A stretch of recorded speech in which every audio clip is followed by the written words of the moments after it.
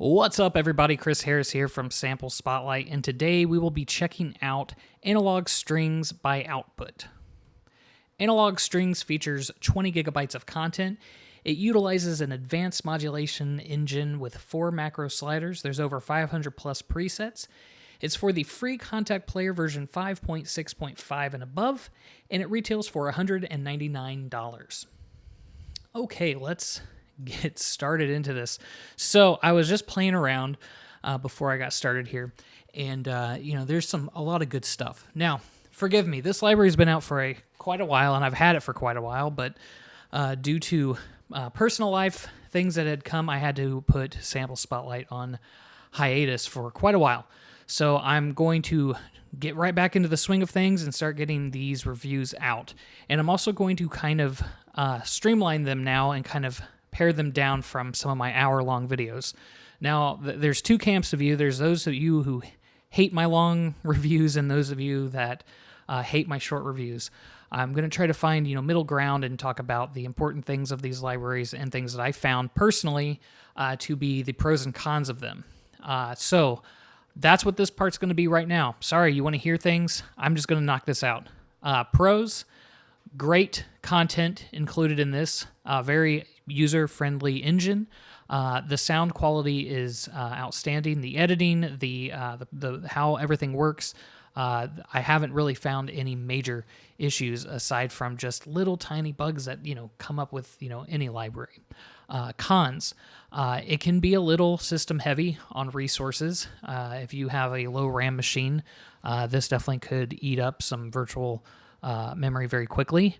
It does utilize, it does have a pretty decent footprint in that. And if you have a bunch of instances running, it can use up some CPU. So just keep that in mind.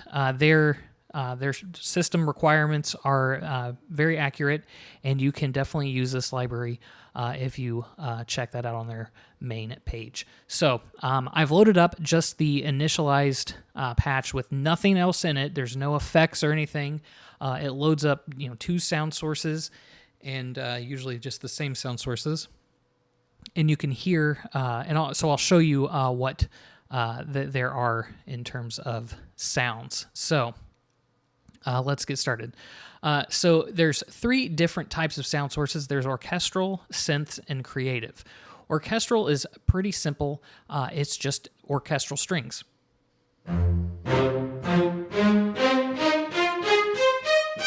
Mapped across the keyboard.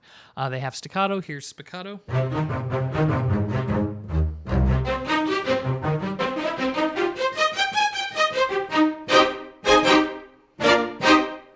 Pizzicato, Colegno, large glissando, large rips, small staccato, doesn't seem to be triggering, small pizzicato, soloist staccato, nothing. And nothing in the sulpus. I don't know if that's a bug or not. I definitely have heard those before. So we'll just move on and consider it just a little fluke here. They're also separated into 3 different, categories. There's the one-shots, then there's pads. So these are more the long sustaining, and then there's tape, which is basically like sequenced. And then, so let's go back to the one-shots, check out the synths.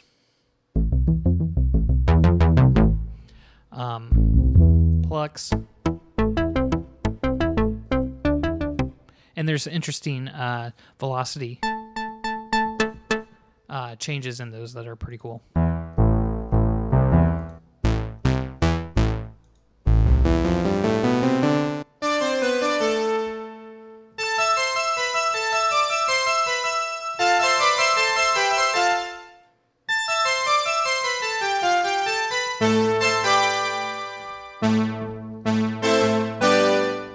Anyone who knows me knows I'm a 80s nerd.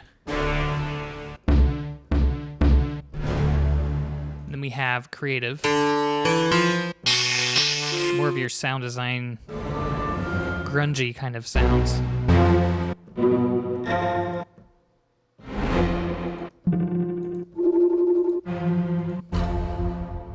So let's check out some pads.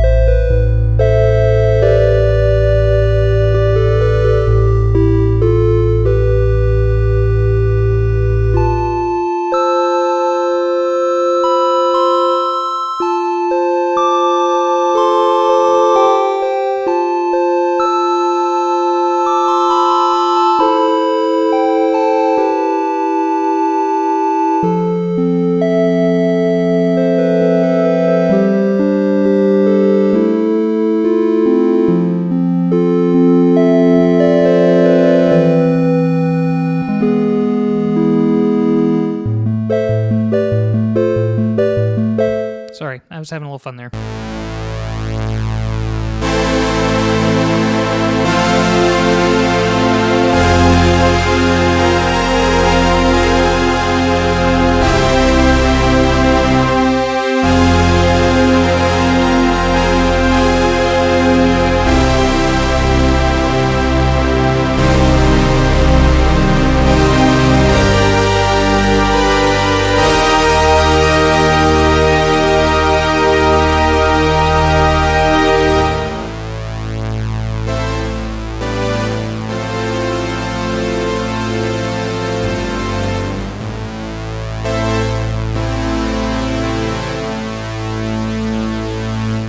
Sorry, there's some great throwback sounds in this that you can do a lot of stuff with.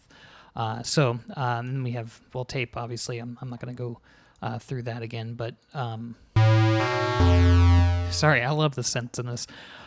Really easy just to pull this up for the synth sounds and then tweak as needed, and even layer in some of the orchestral to get that kind of organic sound under those synths. So, yeah, I mean, how it works in a nutshell is you have this main page here, gives you control over the macros, and then you have two sound sources. You can turn the sound sources on here. There's volume control. You can choose the patch. You have tuning control. Simple tuning features here that give you the standard kind of. You can do +1, -1, and if you manipulate it like that, the standard control click or command click will get you back to zeroed out.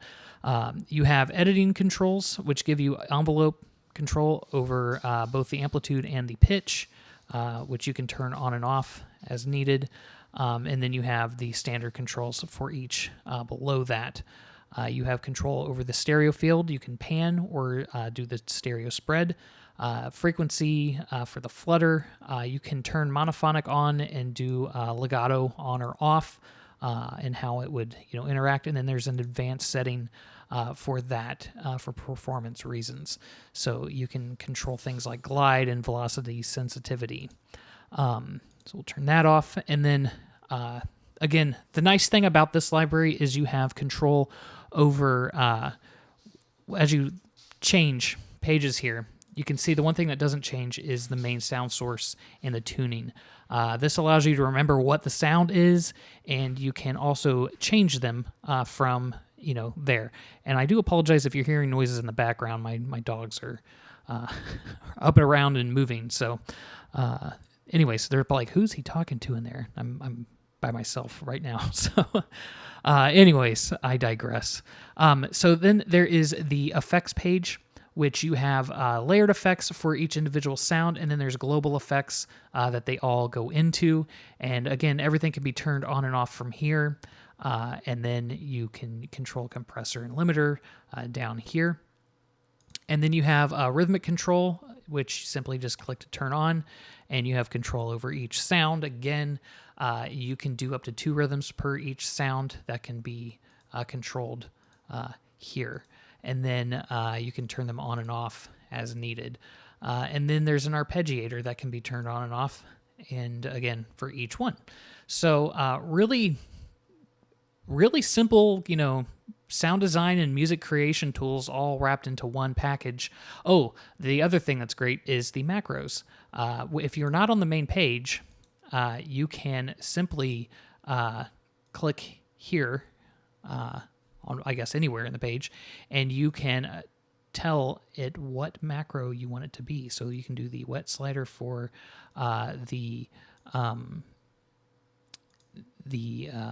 reverb here, and then you can adjust the reverb settings, and then control either the wet, and you have other sounds that you can control as well, how much reverb you want, whatever.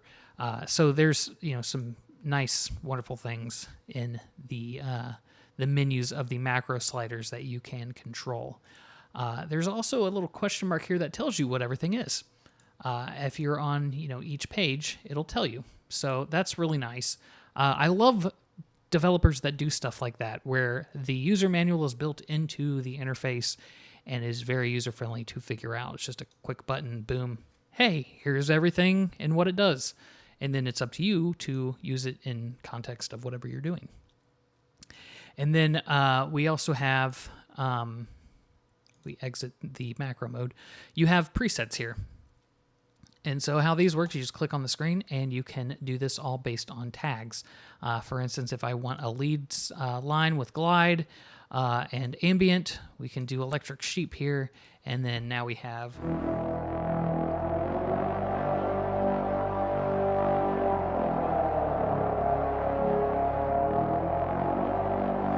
and you can control the glide.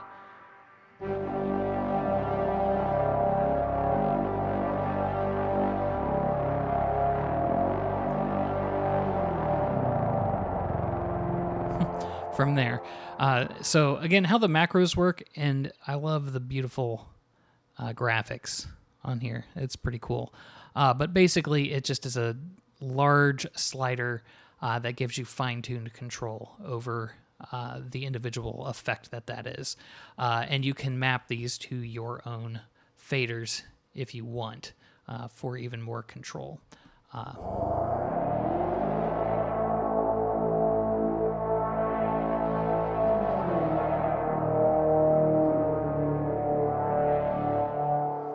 So there you go. I'm going to go ahead and remove that. So yeah, I mean, that pretty much sums it up. I've covered what the main sound sources are, how this works. And I guess, kind of going back to what I originally said about the pros and cons, for me, the pros definitely outweigh any of the negative things you could say about this, because it simply just has a very user-friendly workflow that can get you writing interesting, modern, music very quickly. And those who are familiar with Output's other libraries, you'll feel right at home with this one. It'll fit into their catalog nicely and offers a great sound. So thanks for watching. If you have any questions or thoughts about this library, leave them in the comments below. I'm always down for hearing what you all think about it. And I appreciate your time. So thanks for watching. Take care. And I will see you on the next one. Bye-bye.